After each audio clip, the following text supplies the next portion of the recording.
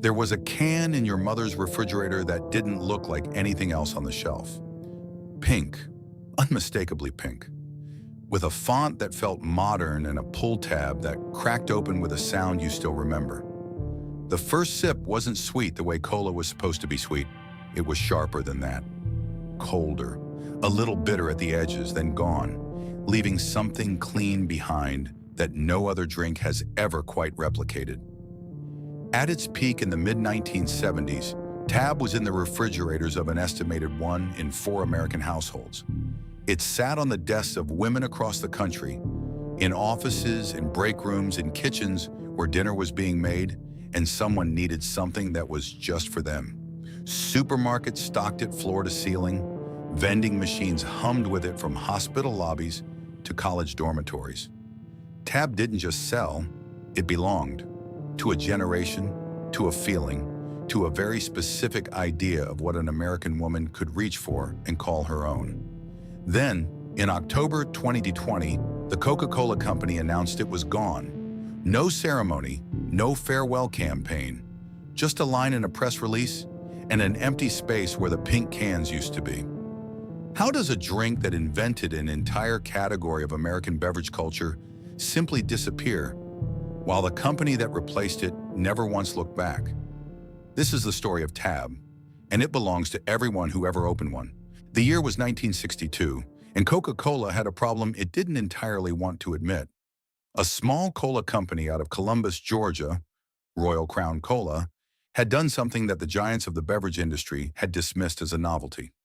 In 1958, RC had quietly launched Diet Right Cola, a low-calorie soft drink sweetened with cyclamate instead of sugar. The major players laughed. Diet food was for sick people, for diabetics managing blood sugar, for patients following doctors' orders. It wasn't for the American mainstream. It certainly wasn't for Coca-Cola, except Diet Right wasn't selling like a medical product. It was selling like a phenomenon. By 1962, Diet Right had captured a market share that Coca-Cola's executives could no longer ignore. Something was happening in American households. Something quiet but unmistakable. Women in particular were looking for a way to enjoy the ritual of a cold soda without what came attached to it. Not because their doctors told them to, because they wanted to. That distinction, desire over prescription, choice over necessity, was the crack in the market that would change everything.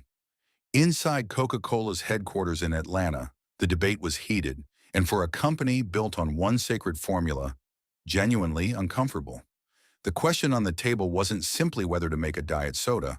The question was whether Coca-Cola, the name, the brand, the red and white identity that had become synonymous with American pleasure itself, should be attached to something that implied you were counting calories. Many in the room said no. The Coca-Cola name was untouchable. You didn't put it on a compromised product. The solution was elegant, and in hindsight, it was the decision that would define the next 6 decades. They would create an entirely new brand, a separate identity, something that could carry the weight of a new American aspiration without borrowing the equity of the original. They ran the naming candidates through an early computer system, one of the first times a major American company had used computing power for brand naming. From that list came a single short word, Tab. Internally, the logic was straightforward: to keep tabs on your weight, to be the kind of person who paid attention, who made considered choices, who was in control. But the name worked on another level too. It was short, modern, and completely unattached to the clinical language of diet culture that had defined the category before it. Tab didn't sound like medicine. It sounded like a lifestyle. The formula itself presented a genuine technical challenge. The goal was a cola that tasted close enough to the real thing to satisfy someone who genuinely loved the taste of Coca-Cola. Not a pale imitation, not a consolation prize, but something that could stand on its own. The sweetener chosen was cyclamate, which at the time produced a flavor profile significantly closer to cane sugar than saccharin did. The cola base was engineered in Coca-Cola's Atlanta laboratories through months of sensory testing, with tasting panels recruited specifically from the demographic the company was targeting. Women in their 20s, 30s and 40s who were already conscious of what they were putting in their bodies. The breakthrough moment came not in a single dramatic tasting, but in the accumulation of feedback from those panels. The responses kept circling back to the same quality. It didn't taste like a diet product. It tasted like a decision. There was a sharpness to it, a clarity, that distinguished it from regular cola without making the drinker feel they were being deprived of something. The bitterness at the finish, which would later become one of Tab's most recognizable and polarizing characteristics, was present from the earliest formulations. And the panels overwhelmingly didn't want it removed. It felt honest. It felt like exactly what it was. Tab launched nationally in 1963, carried immediately through Coca-Cola's existing bottler network, a distribution infrastructure that no competitor could replicate overnight. Royal Crown had built Diet Right from the ground up, store by store, region by region. Tab arrived everywhere at once. From the first week, it was on the shelves of Kroger, Safeway, A&P, and Winn-Dixie simultaneously. The pink and white label, designed to signal femininity without condescension, stood out against the reds and blues that dominated the soda aisle. The people who first tasted it in 1963 had never tasted anything quite like it. That was the point. Tab wasn't trying to be Coca-Cola without sugar. It was trying to be something new entirely. The first soft drink in American history built not around indulgence, but around intention. Nobody on that Atlanta product team could have known what they were actually building. They thought they were answering a competitor. They were, in fact, inventing a category and handing it to a generation of American women who had been waiting for exactly this, without knowing it existed yet. In the early years, Tab moved quietly. The American consumer of 1963 wasn't quite ready to announce by the contents of their grocery cart that they were watching what they ate. Diet foods still carried a stigma, something whispered about, something tucked behind the regular products on the shelf. Tab sold steadily through the mid-1960s, carried by the loyalty of early adopters and the sheer reach of Coca-Cola's distribution network, but it hadn't yet become what it was destined to become. That transformation required something larger than a product launch. It required a cultural shift. That shift arrived, and it arrived fast. By the late 1960s and into the early 1970s, America was changing in ways that no single company had engineered or predicted. The women's movement was reshaping how American women thought about their own autonomy, over their careers, their households, their bodies, their choices. Weight consciousness, which had previously existed in the shadow of medical necessity, moved into the open. It became something women discussed openly, pursued openly, and spent money on openly. And Tab, almost by accident of timing, was already on the shelf waiting for them. The product didn't change. The country changed around it. Walk into a Safeway in Columbus, Ohio in 1974, and the soda aisle looked different than it had a decade earlier. Tab had its own section now, not tucked apologetically beside the diet foods, but standing upright in the cold case alongside Coca-Cola and Pepsi, holding its ground with a quiet authority. The pink label caught the light differently than the red cans around it. It didn't shout, it didn't need to. The women who reached for it knew exactly what they were reaching for, and they reached for it constantly. The ritual of Tab in a 1970s American household was specific enough that anyone who lived inside one can still reconstruct it from memory. It was the can your mother took out of the refrigerator at 3 in the afternoon, after the lunch dishes were done and before the dinner preparation started. Her 15 minutes, her cold drink, her small daily act of self-possession. It was the six-pack your aunt kept on the bottom shelf behind the milk that nobody else was supposed to touch. It was the sound of the pull tab in the kitchen that meant the afternoon had officially begun. In offices across the country, Tab occupied the same symbolic territory. At a time when women entering the professional workforce were still navigating exactly how to present themselves, how much space to take, what signals to send, a can of Tab on a desk communicated something that was hard to articulate but immediately understood. It wasn't a diet, it was a standard. You were the kind of person who paid attention to things, who made considered choices, who held yourself to something. All of that from a 12-ounce can.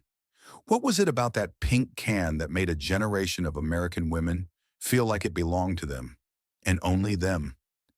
The advertising understood this instinctively, and in the mid-1970s, it pushed the idea as far as it would go. The Be a Mind Sticker campaign, which ran through the mid-decade, featured women who were not the soft, domestic figures of earlier soda advertising. They moved fast. They looked directly at the camera. The tagline wasn't about calories or diet plans. It was about impression, about being the kind of person others remembered. Tab wasn't selling weight loss. It was selling a version of yourself that you wanted to be. For millions of American women who had grown up in a culture that told them their appetites should be managed and their ambitions kept modest, that message landed with the force of something long overdue. The television commercials aired heavily during daytime programming, the hours when the target audience was most accessible, but Tab's presence extended far beyond the TV screen. By the mid-1970s, it had moved into vending machines in hospital lobbies, university dormitories, and corporate break rooms.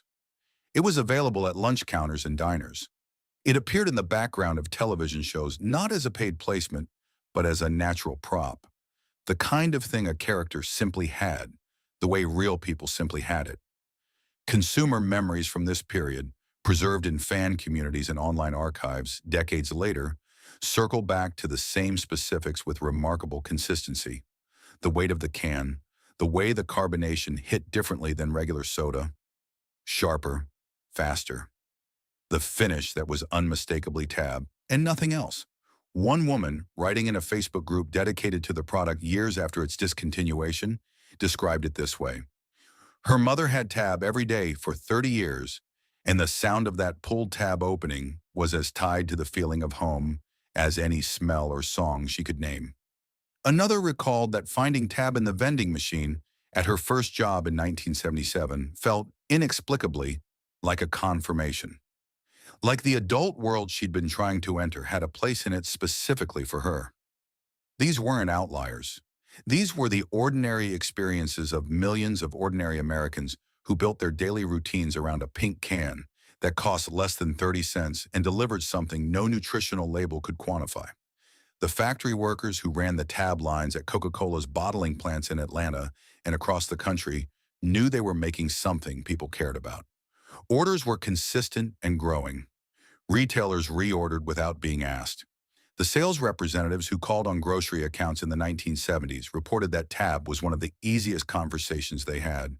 Store managers wanted it, allocated space for it readily, and heard about it from their own customers when the shelf ran low. There was no hard sell required. The product had done the selling itself over years, one loyal customer at a time. By the mid-1970s, Tab held an estimated 70% of the American Diet Cola market. That number represented not just a commercial success, but cultural dominance. The kind of market position that takes years to build, and once built, feels permanent. It feels like furniture. It feels like it was always there and always will be. That feeling, as it turns out, is the most dangerous thing a brand can inspire. Because the people who love Tab most, who built their afternoons in their offices and their refrigerators around it, had no idea that in a corporate headquarters in Atlanta, the first quiet conversations about their product's future had already begun. They were reaching into the cold case in 1975, pulling out a pink can, and feeling entirely certain that it would be there next week and the week after, and for every week that followed. They were wrong, but they wouldn't know it yet for years. Tab didn't have to fight for shelf space the way most new products did. That was the first and most important structural advantage it carried from the moment it launched in 1963, and it was an advantage that no competitor, not Diet Right, not Diet Pepsi, not any of the regional diet sodas that tried to carve out territory through the 1960s and 1970s, could fully neutralize. Coca-Cola's bottler network was the most powerful distribution infrastructure in American consumer goods. It had been built over decades, market by market, relationship by relationship, and by the time Tab arrived, it functioned like a circulatory system that reached into every corner of the country simultaneously. When Coca-Cola decided Tab was going national, it went national. Not over years, over weeks. The bottlers who distributed Coca-Cola to supermarkets, gas stations, diners, and vending machine operators across the country added Tab to their trucks without restructuring anything. The same drivers who delivered Coke delivered Tab. The same sales representatives who negotiated shelf placement for Coke negotiated placement for Tab. The same relationships that had taken Coca-Cola generations to build were immediately available to a brand that had existed for less than a year. It was, from a logistics standpoint, one of the most efficient product launches in American food and beverage history. Not because of any particular genius in its execution, but because the machine was already running. What that machine delivered, in practical terms, was ubiquity. Tab appeared in Kroger, Safeway, A&P, Winn-Dixie, and Piggly Wiggly simultaneously. It appeared in the vending machines that Coca-Cola's bottlers serviced in office buildings, hospitals, universities, and factories.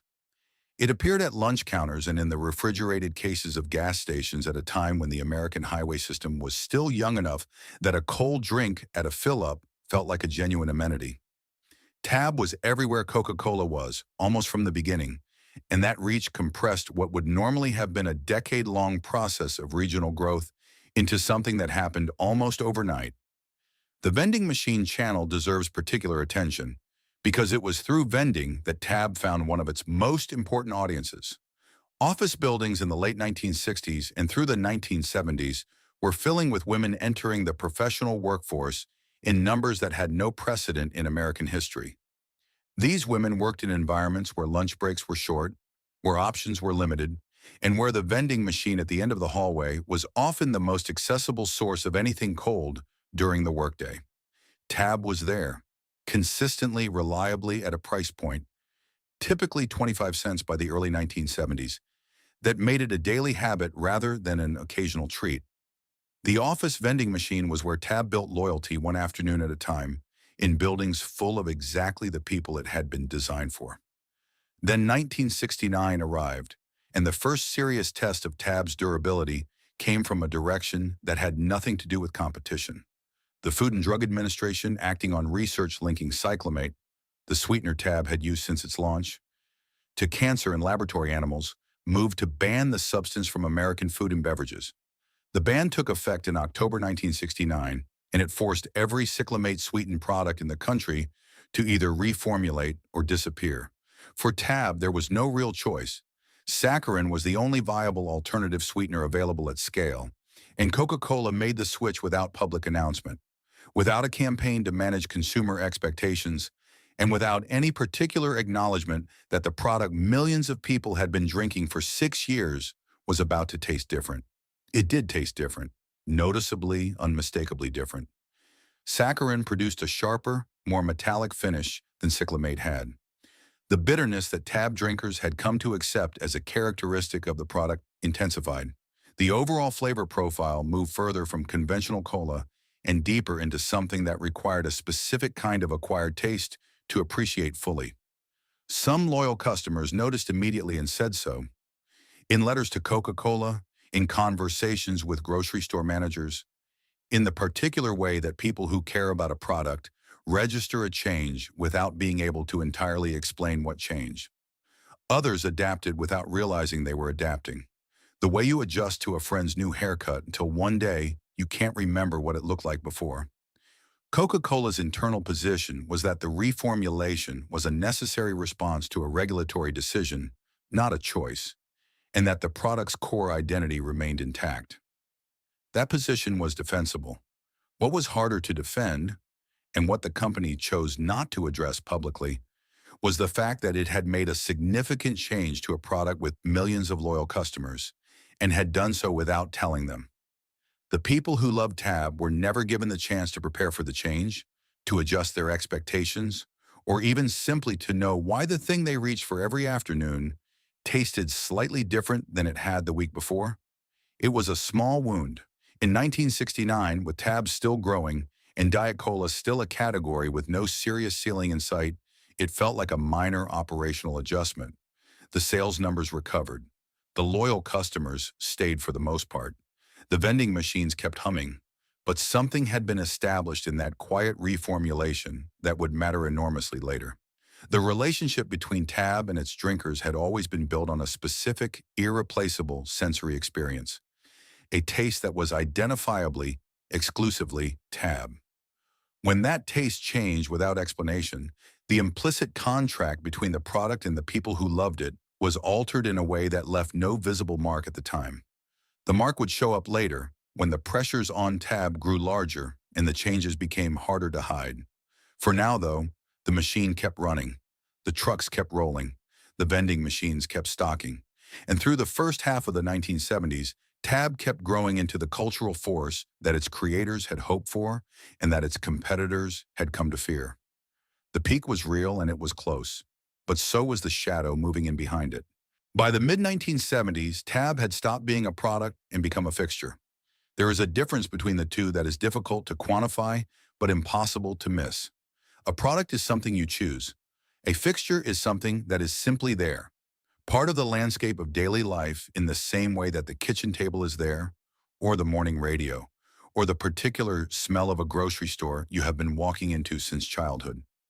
Tab had made that transition somewhere in the early part of the decade through the accumulated weight of millions of individual daily choices that had eventually crossed the threshold from habit into assumption.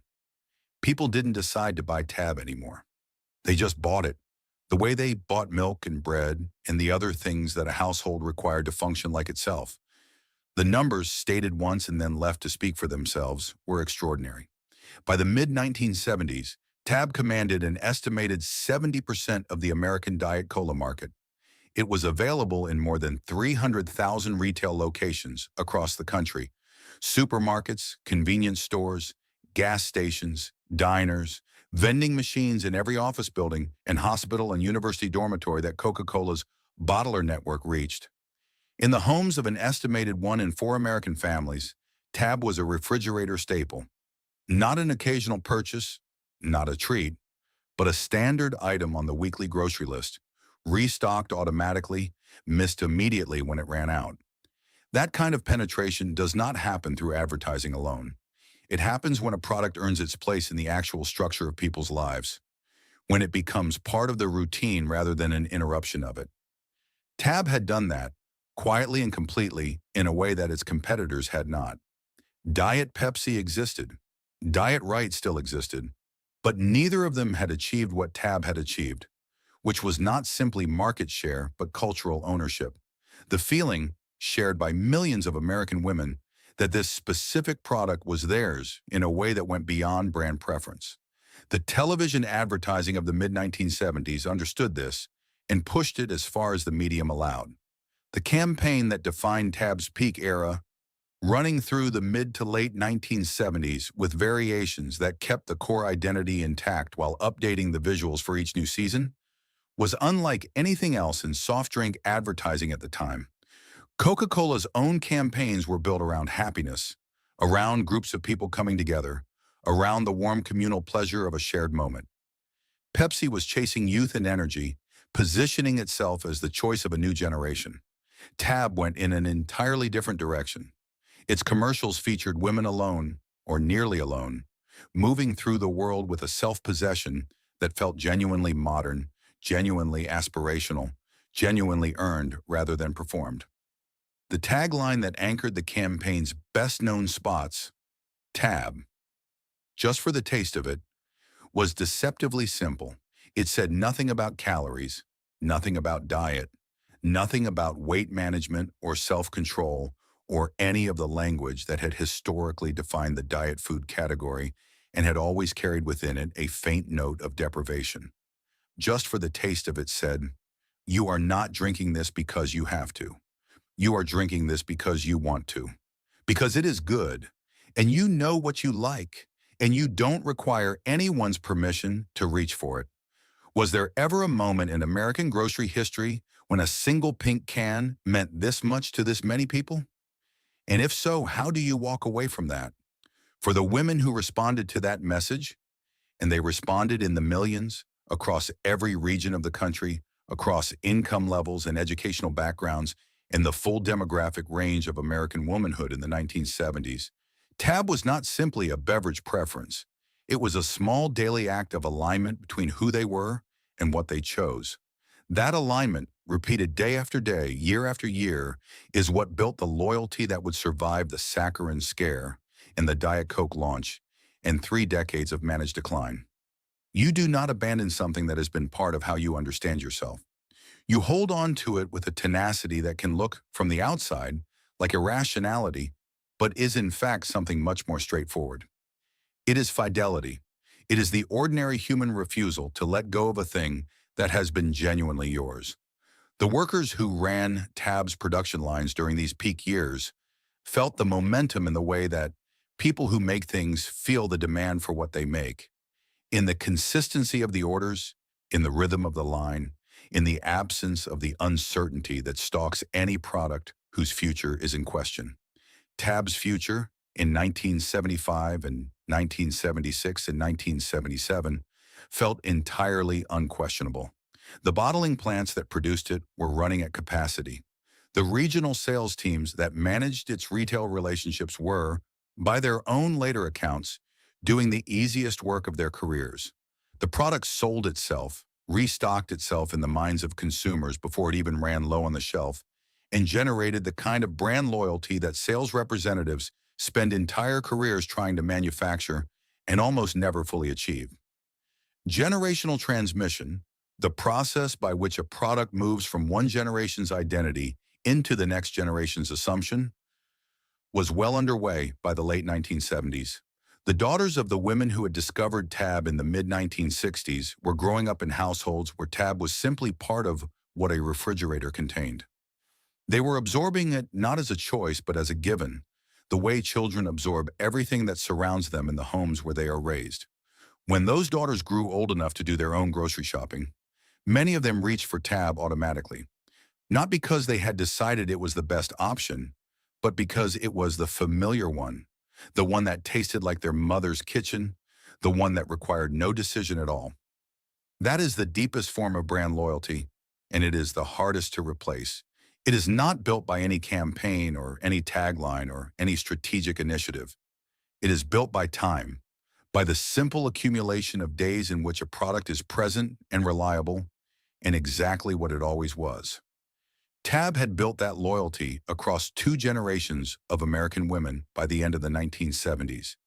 It sat on America's shelf with the comfortable permanence of something that had always been there and always would be. The shadow, when it arrived, came from inside the building, and it arrived wearing a name that everyone already knew. By the mid-1970s, Tab had stopped being a product and become a fixture. There is a difference between the two that is difficult to quantify, but impossible to miss. A product is something you choose. A fixture is something that is simply there, part of the landscape of daily life in the same way that the kitchen table is there, or the morning radio, or the particular smell of a grocery store you have been walking into since childhood. Tab had made that transition somewhere in the early part of the decade, through the accumulated weight of millions of individual daily choices that had eventually crossed the threshold from habit into assumption. People didn't decide to buy Tab anymore. They just bought it, the way they bought milk and bread and the other things that a household required to function like itself. The numbers, stated once and then left to speak for themselves, were extraordinary. By the mid-1970s, Tab commanded an estimated 70% of the American Diet Cola market. It was available in more than 300,000 retail locations across the country.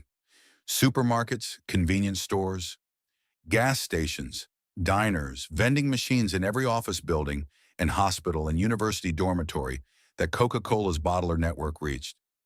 In the homes of an estimated 1 in 4 American families, Tab was a refrigerator staple. Not an occasional purchase, not a treat, but a standard item on the weekly grocery list, restocked automatically, missed immediately when it ran out. That kind of penetration does not happen through advertising alone. It happens when a product earns its place in the actual structure of people's lives, when it becomes part of the routine rather than an interruption of it. Tab had done that, quietly and completely, in a way that its competitors had not. Diet Pepsi existed.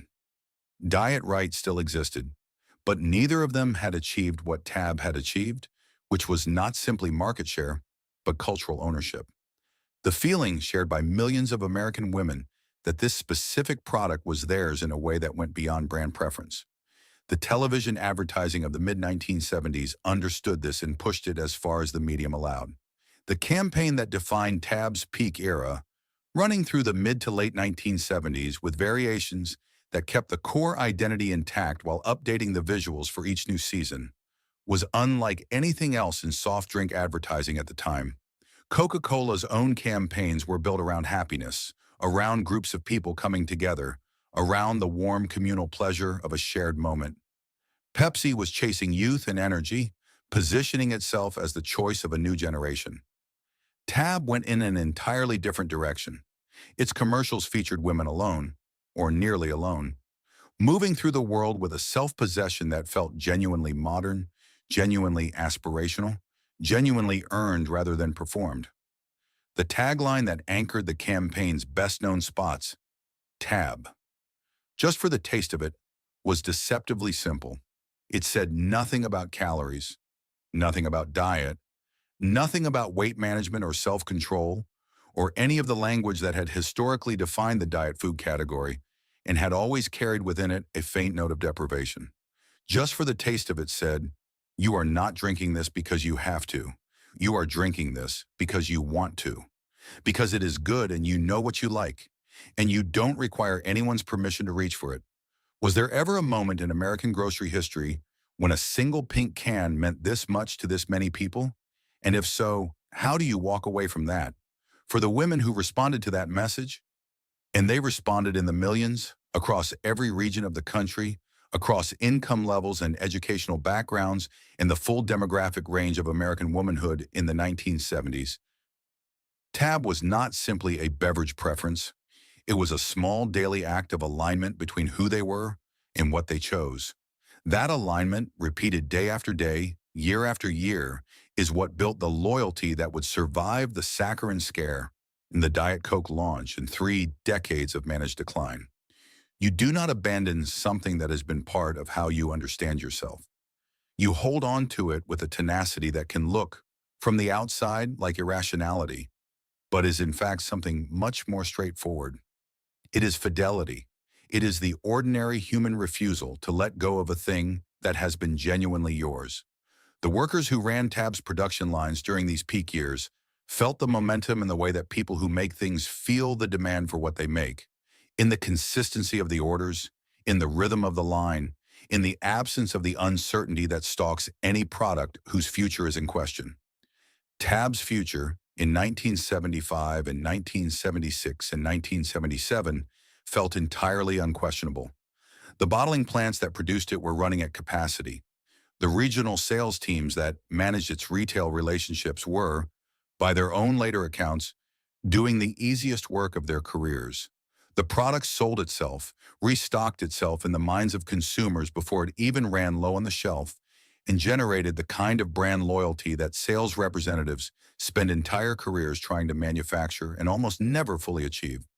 Generational transmission, the process by which a product moves from one generation's identity into the next generation's assumption, was well underway by the late 1970s. The daughters of the women who had discovered Tab in the mid-1960s were growing up in households where Tab was simply part of what a refrigerator contained. They were absorbing it not as a choice but as a given, the way children absorb everything that surrounds them in the homes where they are raised. When those daughters grew old enough to do their own grocery shopping, many of them reached for Tab automatically. Not because they had decided it was the best option, but because it was the familiar one, the one that tasted like their mother's kitchen, the one that required no decision at all.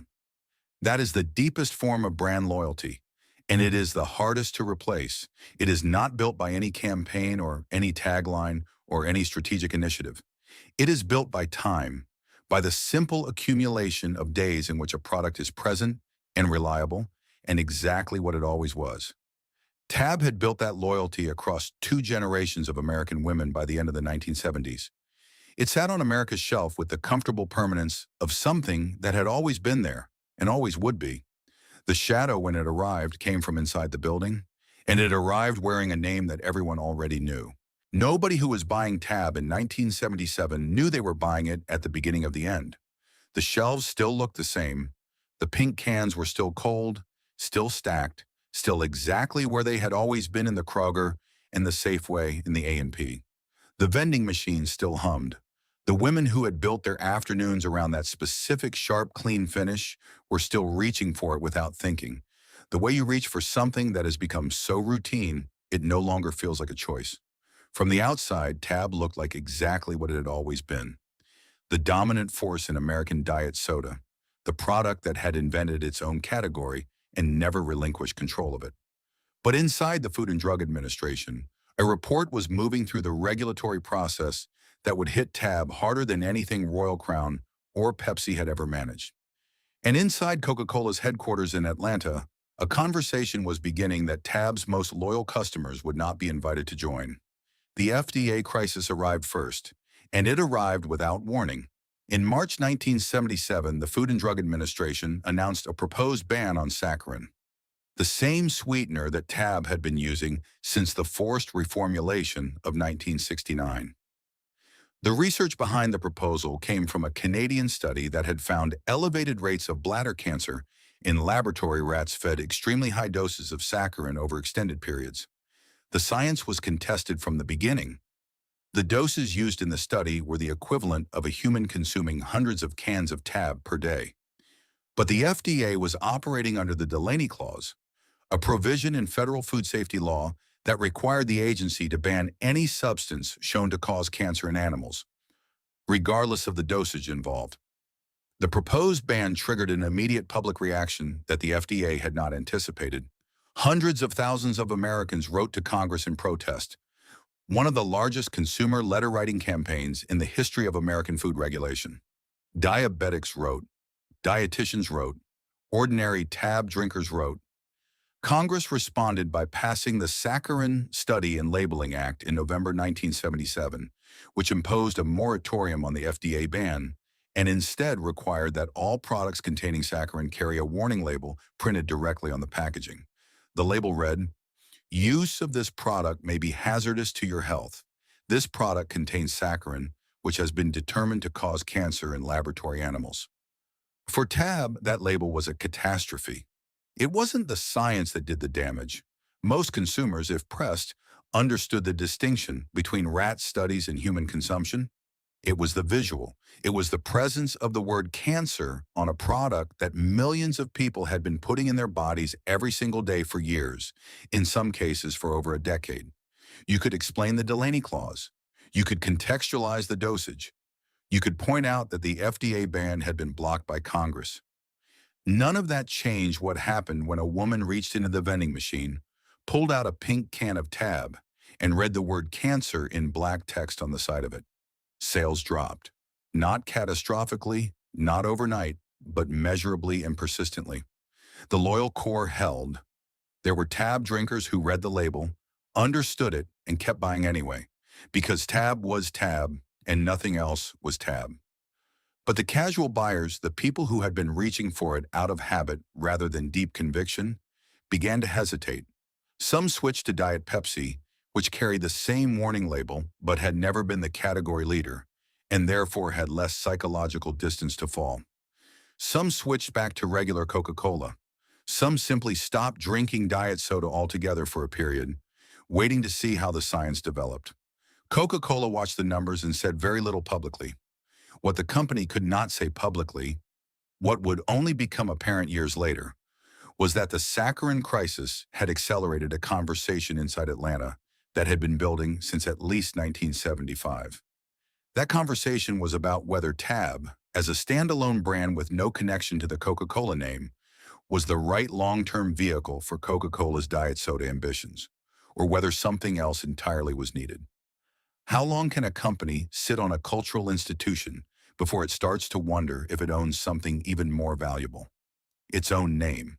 The answer, as it turned out, was about 7 years. Because by 1975, Coca-Cola's internal research was already showing something that the Tab loyalists would have found difficult to believe. A significant portion of American consumers who drank diet soda preferred the taste of something that didn't yet exist.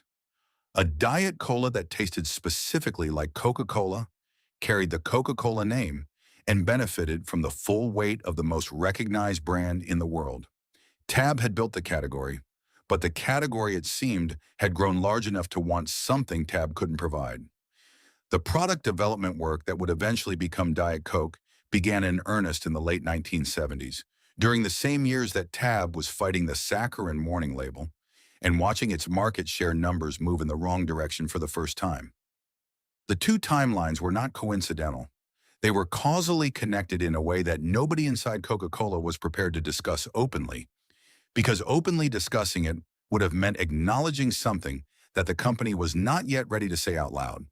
Tab was being prepared for replacement, not retired, not repositioned, replaced by a product that would carry everything Tab had spent 17 years building, translate it into Coca-Cola's own name, and leave the pink can behind without a ceremony. How long can a company change what people love before people stop loving it? The women who were still buying Tab in 1979, still stacking it in their refrigerators, still dropping quarters into vending machines, still reaching for that specific sharp finish that no other drink quite replicated, had no way of knowing the answer was already being written. In a laboratory in Atlanta, the formula that would eventually push Tab to the margins of American grocery culture was being tested, refined, and prepared for the most significant product launch in Coca-Cola's history. The pink can was still on the shelf, but the shadow behind it was getting longer. Diet Coke launched on July 9, 1982, and nothing in the American beverage industry was ever quite the same again. The press coverage was enormous. The launch event at Radio City Music Hall in New York City was staged with the kind of theatrical ambition that Coca-Cola reserved for moments it understood to be historic. There were celebrities, there were cameras, there was the unmistakable feeling shared by everyone in that room and reported in newspapers across the country the following morning that something genuinely significant had just happened. For the first time in the company's 96-year history, Coca-Cola had attached its name to a product other than the original formula. That decision had been debated internally for years, resisted by purists, and ultimately approved at the highest levels of the company because the market data left no other conclusion available. Diet Coke was not an experiment. It was a commitment. What the press coverage did not examine, what nobody outside of Atlanta's executive floors was positioned to examine at the time, was what Diet Coke's launch meant for Tab.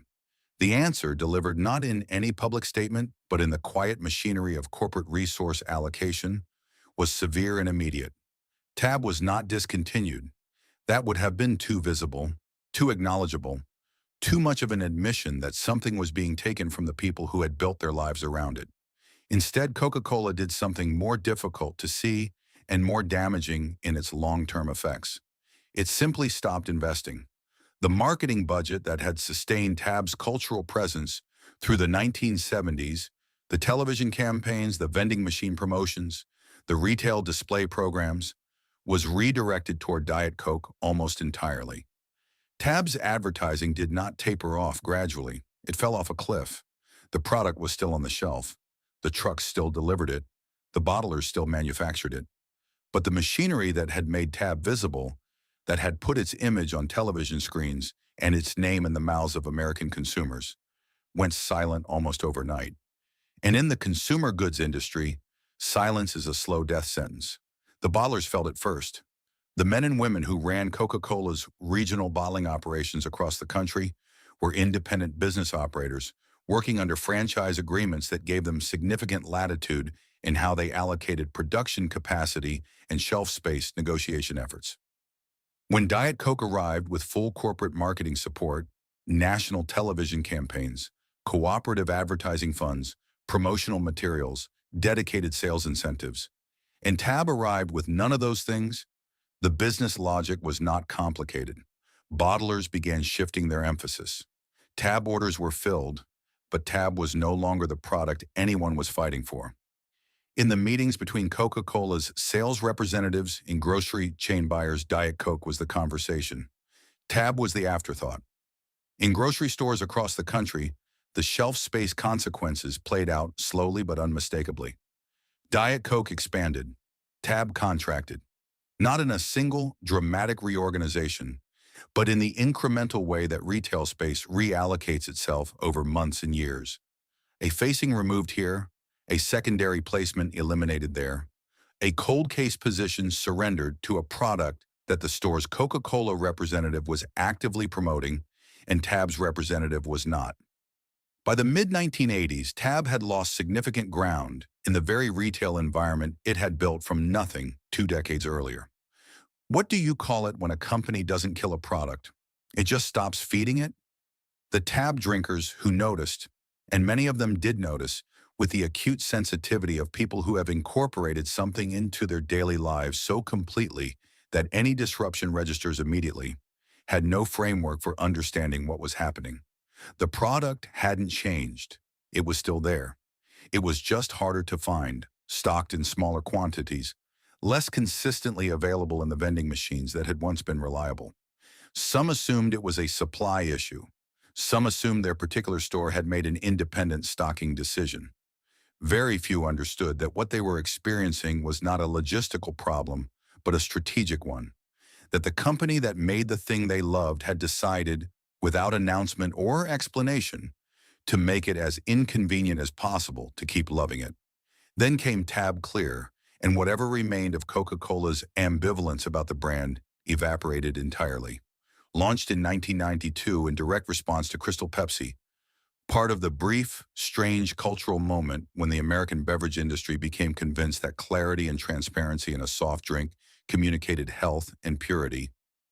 Tab Clear was a colorless, caffeine-free version of Tab that managed to alienate the product's remaining loyal base while failing completely to attract any new consumers. The people who loved Tab loved it specifically: its color, its taste, its particular identity. Tab Clear was none of those things.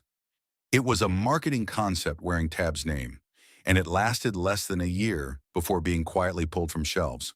The damage Tab Clear did was not in its failure. Failed products are a normal part of the beverage industry, and a single bad line extension does not typically destroy a brand. The damage was in what it revealed about how Coca-Cola understood Tab in 1992.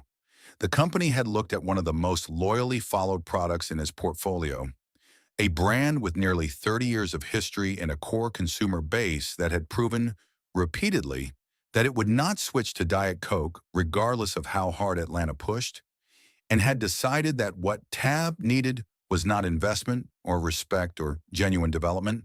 What it needed was a gimmick. Who exactly made the decision that the people who built Tab's loyalty over 30 years didn't deserve an explanation? That question has no clean public answer. Corporate decisions of this kind are made in layers, in budget meetings and portfolio reviews and strategic planning sessions, where individual products are represented by spreadsheet rows rather than by the faces of the people who buy them. The executives who reduced Tab's marketing budget in 1982 were not making a decision to hurt anyone. They were making a decision to allocate resources toward a higher returning asset. The executives who approved Tab Clear in 1992 were not trying to insult Tab's loyal drinkers. They were trying to participate in a market trend that turned out to be a temporary absurdity.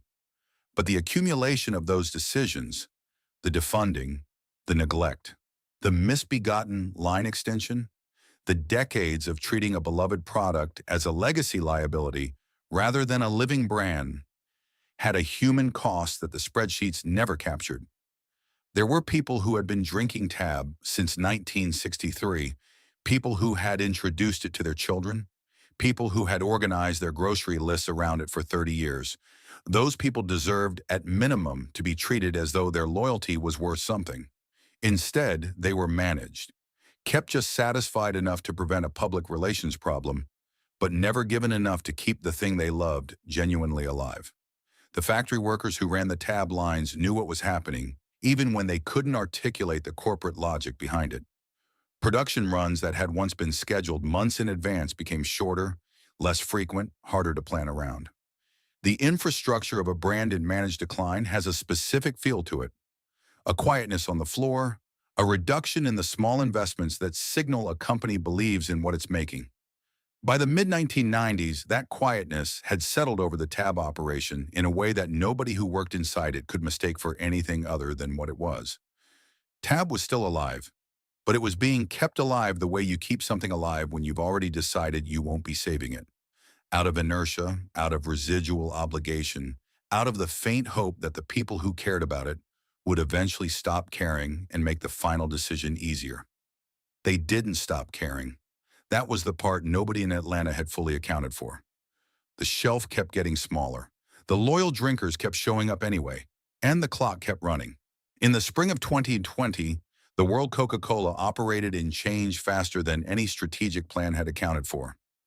The COVID-19 pandemic arrived in the United States with the force of a complete systemic disruption, and the American aluminum can industry, already running at near capacity before the crisis, found itself suddenly, catastrophically unable to meet demand.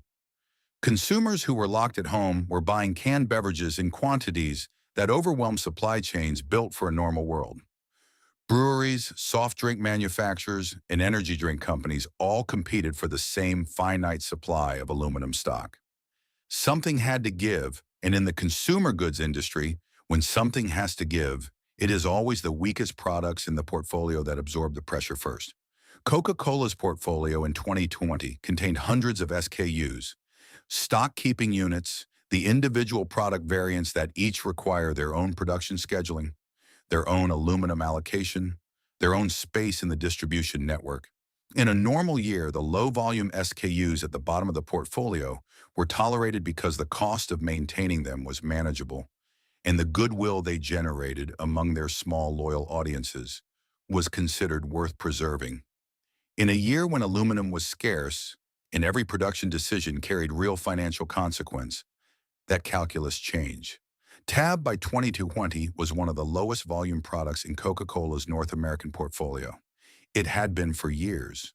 The managed decline that had begun in 1982 with the defunding of its marketing budget had done exactly what managed declines do. It had reduced the product steadily and reliably to a shadow of its former market presence. Tab was still being purchased. There were still people, remarkable in their loyalty after nearly 4 decades of neglect, who sought it out specifically, who knew which stores stocked it and which vending machines carried it, who bought it in cases when they found it available. But in the language of Coca-Cola's portfolio management, Tab was a legacy SKU with negligible volume and no strategic future. On October 15, 2020, Coca-Cola announced that Tab would be discontinued by the end of the year, along with a number of other low-performing products including Zico coconut water and Odwalla. The announcement was framed in the clean, neutral language of corporate portfolio rationalization. The company was streamlining. It was focusing resources on its strongest brands. The decision was described as part of a broader strategic initiative to reduce complexity and improve operational efficiency. Tab was mentioned in the same breath as products that had existed for a fraction of its lifespan, given no particular acknowledgement of its 57 years of history, and released into discontinuation without ceremony. The response from Tab's remaining loyal drinkers was immediate and, to anyone who had underestimated the depth of that loyalty, startling in its intensity. Facebook groups dedicated to Tab, communities that had existed for years, populated by people who had been drinking the product since the 1970s and had spent decades tracking down wherever it was still available, erupted within hours of the announcement. The posts were not the measured disappointment of consumers processing a business decision. They were grief. People wrote about their mothers, who had kept Tab in the refrigerator every day for 30 years and were now in their 80s and would never have it again. People wrote about the specific ritual of the first Tab of the morning, a habit so ingrained it felt physiological. People wrote about what it meant that a company could take something this specific, this personal, this irreplaceable, and end it in a press release that didn't even bother to say thank you. On Reddit, in the R Nostalgia communities and the R Coca-Cola threads, the reaction followed the same emotional register. The posts that accumulated the most responses were not the ones that argued about the business logic or debated Coca-Cola's strategic priorities. They were the ones that simply described Tab, its taste, its smell, the weight of the can, the sound it made when you opened it, with the kind of precise, loving detail that people use when they are trying to hold on to something they know is leaving. Petitions circulated. A Change.org campaign calling on Coca-Cola to reverse the decision gathered thousands of signatures within days. Coca-Cola did not respond to the petitions publicly. The company had made its decision, and the decision was final. On eBay, the market responded with the particular logic of scarcity. Cases of Tab that had been sitting in warehouse stock or on store shelves began appearing at prices that would have seemed impossible for a soft drink 12 months earlier.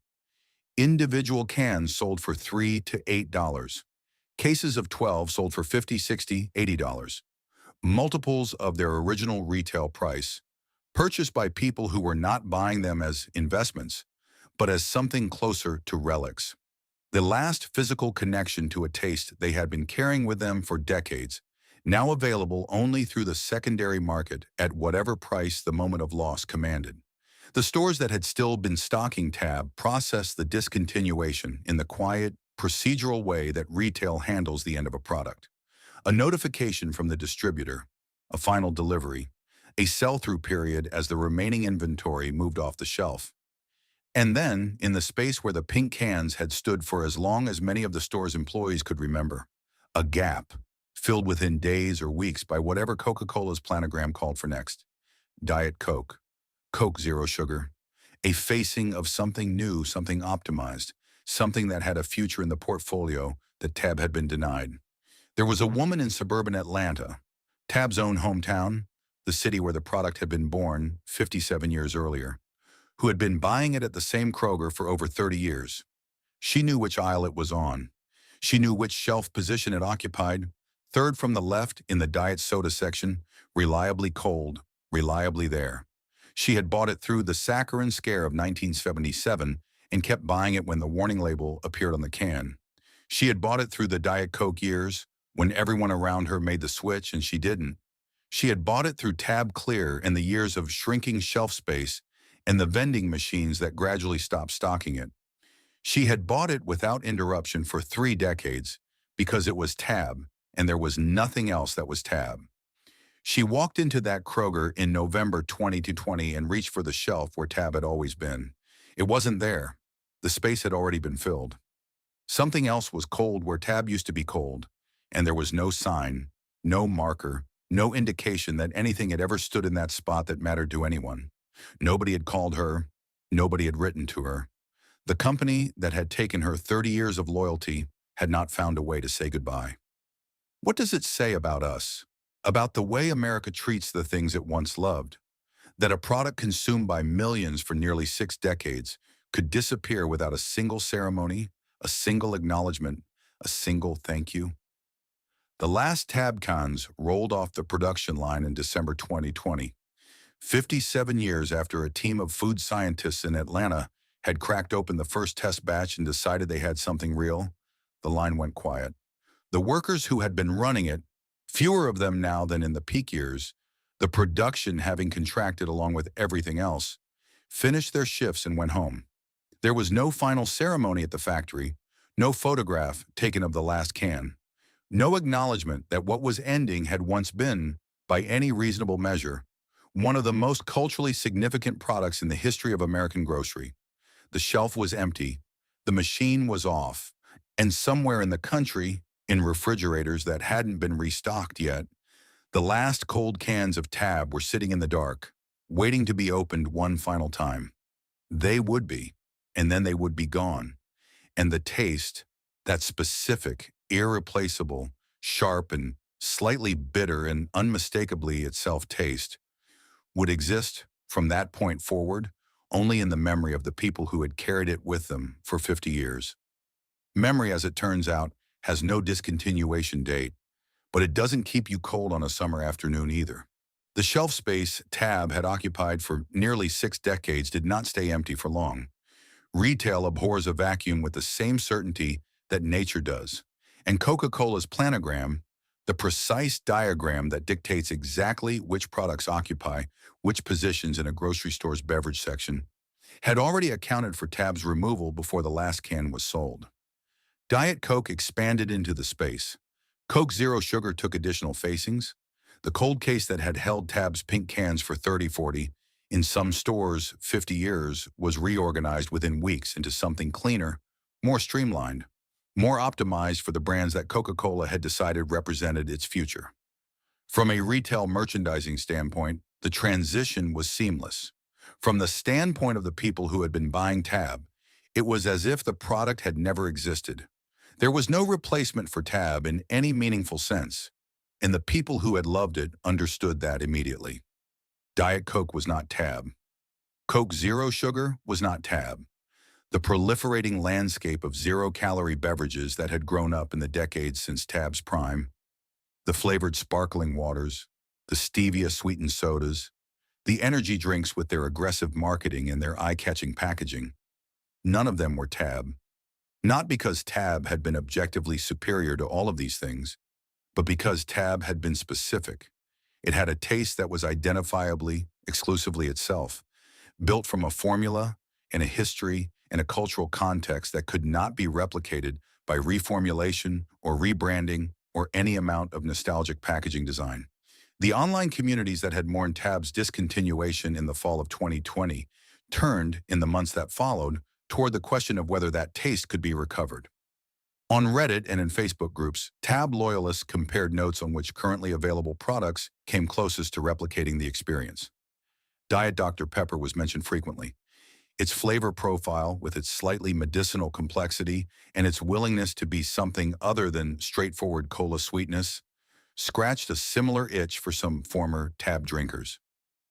Certain craft cola producers working with natural ingredients got occasional mentions. None of the comparisons were fully satisfying, because none of them were actually satisfying. They were the conversations of people looking for something they already knew they weren't going to find. The reverse engineering community, the online hobbyists and food scientists who had successfully reconstructed discontinued products from ingredient analysis and taste memory, made attempts at Tab. The fundamental obstacle was saccharin itself. Saccharin, the sweetener that had defined Tab's flavor profile since 1969, had been largely displaced in the modern beverage industry by aspartame, sucralose, and newer high-intensity sweeteners that produced a cleaner, less bitter finish. A faithful Tab reconstruction required saccharin, and saccharin in beverage quantities was not a consumer product that most people could easily source or safely work with at home. The reconstructions that circulated in online communities were approximations at best, close enough to confirm the memory, not close enough to satisfy it. What does it cost a company, not in dollars, but in trust, when it decides that the people who stayed loyal for 50 years don't deserve a farewell? The answer, in Coca-Cola's case, was not immediately visible in financial terms. Diet Coke and Coke Zero Sugar continued to perform. The portfolio rationalization that had eliminated Tab was broadly considered a sound, strategic decision by the analysts and industry observers who evaluated it. The company's stock did not suffer. No executive lost a position over the discontinuation of a low-volume legacy product. By every metric that corporate decision-making uses to evaluate itself, the elimination of Tab was a success. What those metrics did not capture, what they were not designed to capture, was the specific kind of brand damage that occurs when a company demonstrates, through its actions rather than its words, that it does not consider long-term consumer loyalty to be an asset worth protecting. The Tab drinkers who had stayed through the saccharin scare, through the Diet Coke years, through Tab Clear, through 3 decades of shrinking shelf space, had demonstrated a degree of brand commitment that most consumer goods companies would have considered extraordinary. They had been, in the language of marketing, the most valuable kind of customer. The ones who don't need to be convinced, who don't respond to competitive offers, who simply show up week after week, year after year, because the product is part of who they are. Those customers were not retained for any future Coca-Cola product. They were not transitioned. They were not thanked. They were simply left with an empty shelf and a press release that didn't mention them. The broader industry lesson that Tab's story encodes is one that the American food and beverage industry has demonstrated a consistent reluctance to learn, despite having been taught it repeatedly. Brand loyalty is not a renewable resource. It is built slowly over years of consistent quality and honest engagement, and it is depleted, sometimes permanently, by neglect, by unexplained reformulation, by the particular corporate arrogance that assumes a loyal customer has nowhere else to go and will therefore absorb any amount of mistreatment without consequence. Tab's loyal drinkers did not leave Coca-Cola, because a competitor offered them something better. They left when, or rather, were pushed, because the company that held their loyalty decided over the course of 40 years that their loyalty was not worth the cost of honoring it. The communities where Tab was manufactured felt the decline in the gradual, diffuse way that deindustrialization always registers in the places it touches. Not as a single catastrophic event, but as an accumulation of smaller contractions, each one individually survivable, collectively devastating. Bottling plants that had once run Tab lines alongside their Coca-Cola production had been reducing those lines for decades before the 2020 discontinuation. The workers who had been displaced by that reduction had long since moved on, found other work, rebuilt their lives around other routines. By the time the final announcement came, there was no large workforce left to mourn specifically for Tab. The human cost had already been paid in installments over 40 years. What remained after the shelf was cleared and the petitions went unanswered and the eBay prices for remaining stock gradually normalized as the immediate shock of loss faded was something quieter and more durable than outrage. It was memory, specific, sensory, irreducible memory, the kind that attaches itself not to abstract brand names, but to physical experiences, to the particular weight of a cold can in a warm hand, to a taste that arrived with the precision of something the body had been waiting for. That memory did not require Coca-Cola's participation to survive. It did not need a marketing budget or a shelf position or a corporate acknowledgement of its existence. It lived in the people who carried it, and it would continue to live there for as long as those people did. The pink can was gone. The memory was not. And in kitchens and offices and afternoon moments across the country, people were still reaching, automatically, instinctively, for something that was no longer there. Finding something else. Pausing for just a second with a particular kind of absence that only the end of a very long habit can produce. Then continuing on, because that is what you do when something you loved is gone and nothing is coming back. You continue on, and you remember. Close your eyes and go back to the refrigerator. Not your refrigerator now, the one from before. The one with the heavy door that sealed with a sound like a small pressure change. The one whose interior light came on slowly. The one whose shelves held a specific geography of a household that had its routines and kept to them.